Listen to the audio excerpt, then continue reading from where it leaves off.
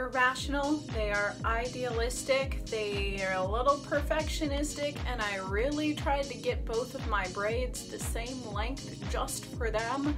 Today we are talking about type 1s. It's often easiest to talk about 1s in terms of extremes. Y'all do not like gray areas. Something is either right or it is wrong. Somebody is good or they are bad. Whatever issue we're talking about here, there is no such thing as a middle ground.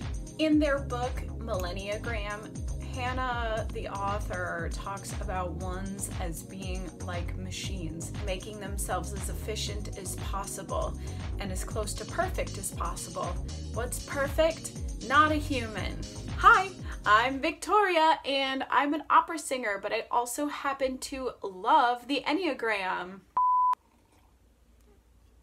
Hot. Oh, it's hot. Today we are talking about type 1s on the Enneagram, which go by a lot of different names, but Riso and Hudson calls the type 1 the reformer. Because oftentimes 1s have a sense of mission that they want to imprint on the world. They want to use whatever sphere of influence that they have to make the world a better place than when they arrived. Type 1s, let's get to your core. Basic fear, basic desire, super ego message, yeah. Sorry, 1s probably especially hated that. I'm really sorry. So a 1's basic fear is of being bad or corrupt or defective or evil. A 1's basic desire is to be good and in balance. Literally, your basic desire is to be a good person. And you are good or okay if you do what is right. But what is right? That's going to look different to everyone, literally 1 on the Enneagram, and everyone in the world. A lot of times when we talk about 1s, we use the word perfectionist. Now, you might hear me throw that word around a couple of times, but I just want to maybe flip the switch. I just flipped the switch a little bit on that narrative and say maybe instead of perfectionist, we use the word idealist. Not surprisingly, little type 1s, for whatever reason, just strove to be good. They wanted to be good kids, and they usually were, mostly staying out of trouble and following the rules. Little baby 1s just need to know that they are operating within a set of rules that make them good members of school and therefore their society. Baby 1s that maybe have tough times in childhood for whatever reason will decide, okay, well, I will give myself guidelines, I will give myself a moral compass, and that will be how I will live my life, since obviously I can't trust my parents to give this to me for whatever reason. Another thing that can happen is if there's some sort of traumatic event in childhood, maybe the loss of a parent or a neglectful household for whatever reason, a baby 1 will go, I will not let this destroy me. I'm gonna just be a grown-up now, and I will punish myself when I need to be punished. I will make good and moral rules that make sense. I will behave in a mature way, and I will be correct at all times. And if I am not, I will judge myself, even if my parents don't seem to notice that I am not able to adhere to this own set of moral code that I myself have come up with. Okay, so let's talk about wings in a type 1. Guess what? There are 2 of them. Big ol' surprise. So the first one we're going to talk about is a 1-wing 9, which Riso and Hudson refer to as the idealist in their book, The Wisdom of the Enneagram.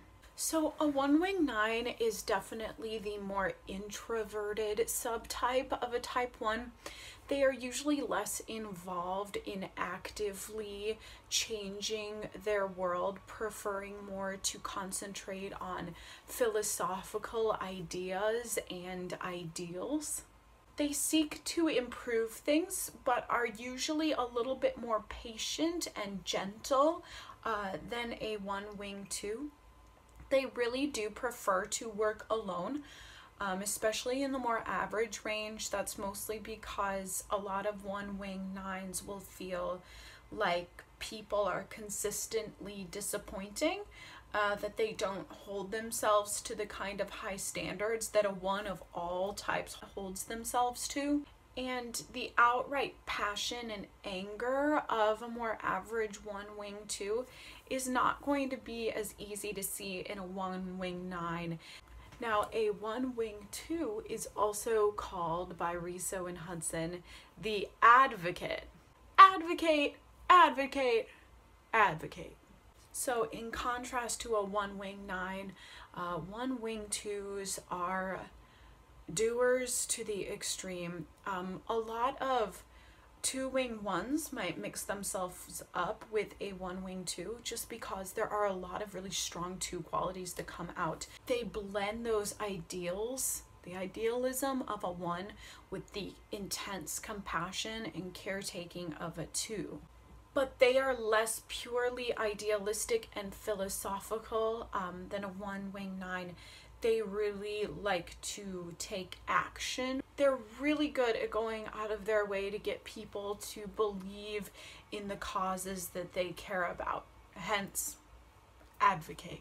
Whereas 1 wing 9s, even in the average range, can express their disappointment in others more privately and have a little bit more patience. 1 wing 2s, as they're getting increasingly disappointed with the fact that no one, including themselves, can live up to their morals and ideals and their message, they can get a little bit more openly critical and aggressive. If 1 wing 2s feel like they're not actually making much of a difference in the lives of others with their actions, they can become very angry with both themselves and others. So let's talk instinctual variance in a 1. So as we know, self-preservation variants of all types focus on survival. Self-preservation 1s worry a lot about their material well-being, whether that be their health, their finances, their possessions, but then they feel super bad about that, or they feel bad that they're not working harder to get even more resources for themselves.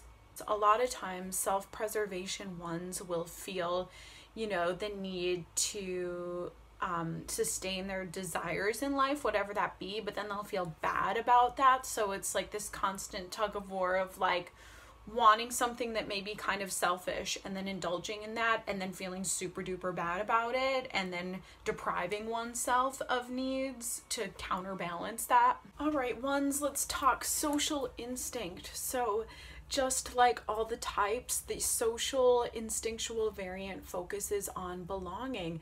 And a way that the type 1 wants to focus on belonging is to make sure that they are making active change to their community and having a positive impact on their world. This is where you see a lot of that active reforming going on. A lot of social 1s will get involved in politics of some kind. They really want to affect positive and impactful change on their world that adheres to their moral standards and worldview. However, it's important in social 1s to watch out especially for that sort of rigidity in their views and an inability to see other points of view. It's also important for type 1s to recognize that when everyone doesn't agree with whatever they're doing, to not take it completely personally, which of course, as a type 1, constantly judging oneself and others, that is really, really difficult to do. I am not judgy. I just judge myself and others when they're wrong. Alrighty, last but not least, the one-on-one instinct in a type 1. So just like all the types, one-on-one instincts focus on intimacy. So if I really were to boil this down and keep it short, I would say that one-on-one type ones just want their partner and the people they're closest to be perfect and for them to have a flawless and effortless relationship.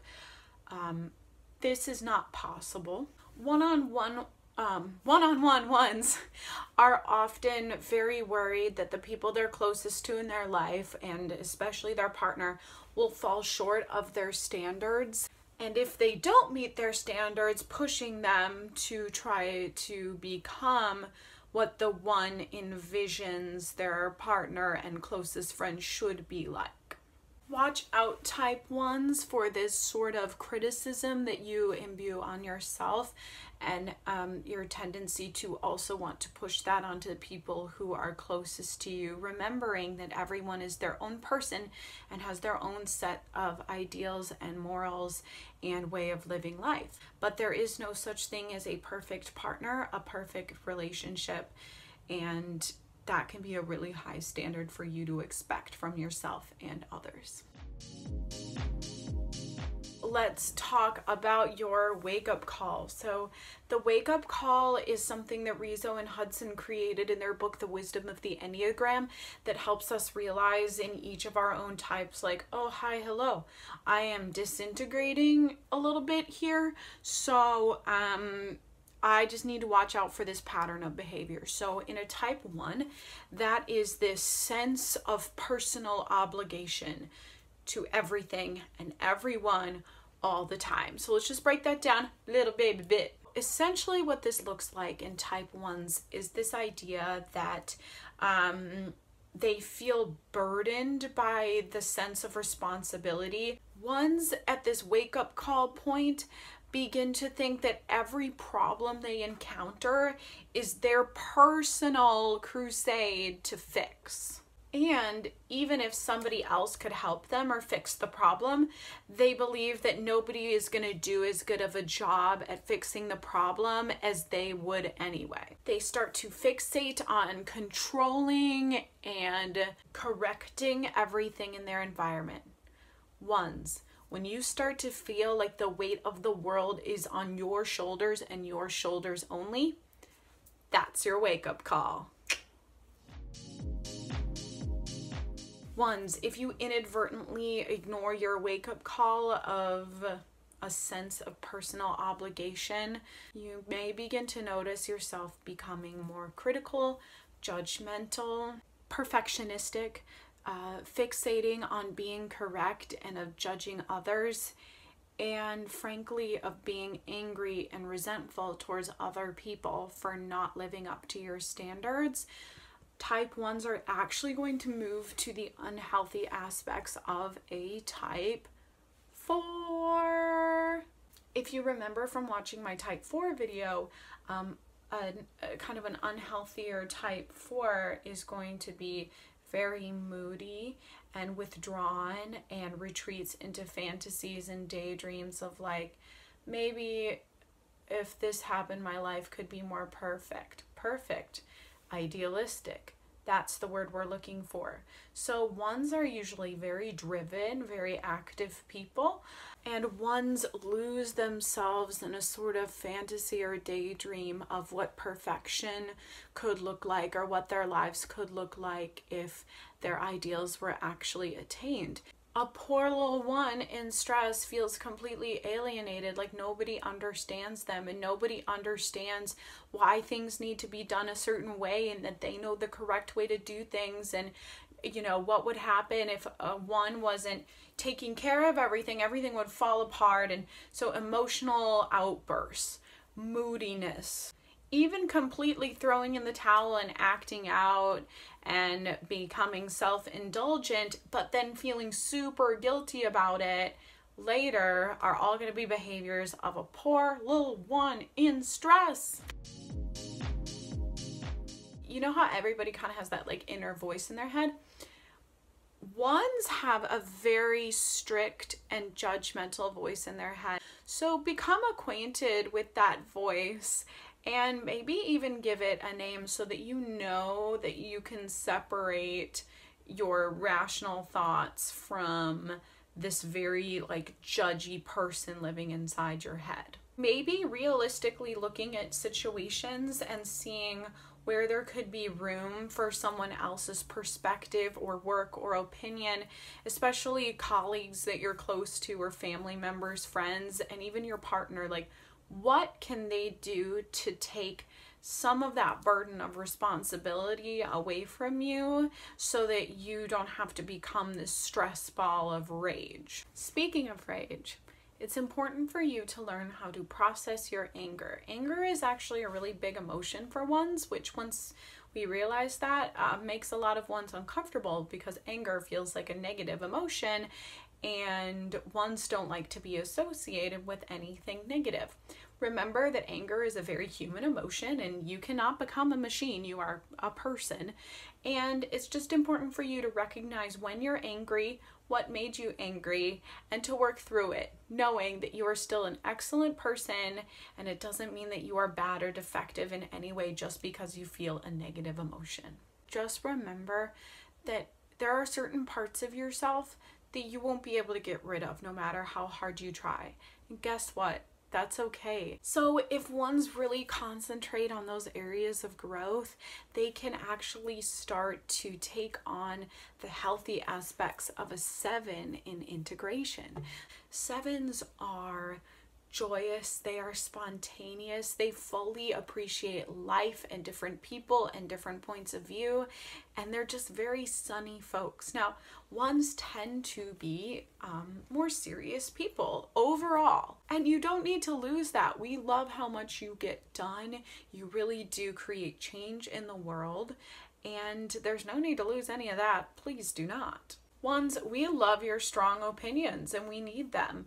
But when you integrate to 7, you start to learn about all the different points of view and why people believe and act in different ways. And you can more fully appreciate where others are coming from while still contributing with your own ideals. This will actually bring more depth to your views and oftentimes make you even stronger in your own convictions. What if enjoying myself and enjoying life and people turns me into a bad person? It won't, because you're so aware of your own self that you would never even let yourself, go to the unhealthy side of a 7 anyway. Ones in integration, I would encourage you to correct and to judge and to fix less and to enjoy more and to know what the give and take is of those 2 different aspects to your wonderful personality. Ones, remember this, nobody is perfect. Not even you. You're not a robot. You're not a machine. You are a human being with strengths and weaknesses just like anyone else. We admire your striving for ideals and you inspire us to be active in our world, making it a better place every step along the way. All right, everybody, it is time to talk about y'all type 1s in opera. So, type 1s, your attention to detail is fantastic. You are dedicated to diction, you are dedicated to the rhythms and the notes and making sure that everything is just right, and are extremely hardworking in your pursuits. Couple things to watch out for as type 1s in opera specifically is making sure that you don't get caught up in the technical details and then sacrifice musicality for the fact that your attention to detail is so fantastic. Just making sure that, you're still an artist. Like type 1s, hi, you guys are still fantastic artists, and making sure that that artistry shines through after you have reached, technical proficiency. I also encourage type 1s to allow themselves to play in a rehearsal space, knowing that not everything has to be perfect or fantastic the first time, and that's what rehearsal is for, and that's how you find authenticity and connection in your performances. Okay, so this week I have chosen a character that I believe to encompass a lot of the traits of a type 1, and that is Suor Angelica from Puccini's Suor Angelica. Some of y'all might think that this is a weird choice, but hear me out, please, type 1s, hear me out. So Suor Angelica is a nun, but not by choice. Here's what went down. She's part of like a, a rich, whatever, noble family. And somehow, we don't know how, we don't know what happens, she got pregnant out of wedlock. She made one mistake in her life, which had to have been terrifying for a type 1. And unfortunately for her, at the time, it was a pretty big mistake. So when we see her with all of the other nuns, she is a little bit more reserved. She's more quiet. She's just very measured with the way that she speaks and with the way that she acts with others, because I think that she's always trying to fix this, supposed mistake that she made. The Zia Principessa shows up and she needs Suor Angelica to sign away her claims to any sort of inheritance, basically saying like, I'm not actually a part of this family anymore, because her little sister is going to be getting married and they just don't want Suor Angelica to be tarnishing the family name. And all Suor Angelica wants to know, she's like, hi, my son, remember that whole thing, the reason why you hate me, the reason why I'm a terrible person, and the reason why I'm constantly punishing myself for being bad? And Zia Principessa is like, he died 2 years ago of fever. We're all monsters. We didn't care to tell you. Sorry. Also, seriously, sign these papers. Of course, Suor Angelica is completely and utterly distraught. And so she signs the document and Zia Principessa leaves. She then sings one of the most heart-wrenching and beautiful arias of all time, Senza Mamma. Senza mamma bimbo tu sei morto. Seriously, from here until the end, it's just this this battling within herself of her own morality and ideals, and she has a heavenly vision that she will see her son, and so she decides to take some poison, which is alluded to earlier in the show. Whatever, nuns doing chores is part 1 of this. She takes some poison so that she can join her son, but then, according to her own moral standards, she has committed a sin and realizes that she will suffer from eternal damnation and be separated from her son forever. Now, the very, very end of this is up for debate, but she begs for mercy from the Virgin Mary, and as she is dying, she sees her son who runs towards her. I'm sorry, guys. There's just not that many healthy examples of people in opera, Suor Angelica was a victim of her circumstances. She tried everything she could to be good and right and moral in life, and we can only hope that she was reunited with her son. Suor Angelica by Puccini. It is such a good opera, such beautiful music, and it's super short, and it's all ladies. What? Thank you so much for joining me on my episode about type 1s. If you liked this, please go ahead and like the video below. And I want to hear what you think of it in the comments. If you haven't yet, please subscribe to my page and be sure to share it with others. I really want everybody to get to learn more about the Enneagram and how amazing of a tool I think that it is. Let me know which type I should do next week. I don't actually have that many left to do, so tell me. Type 1s, thank you so much. I love you guys, and I will see you next week for another episode of Enneagram and Opera. Bye!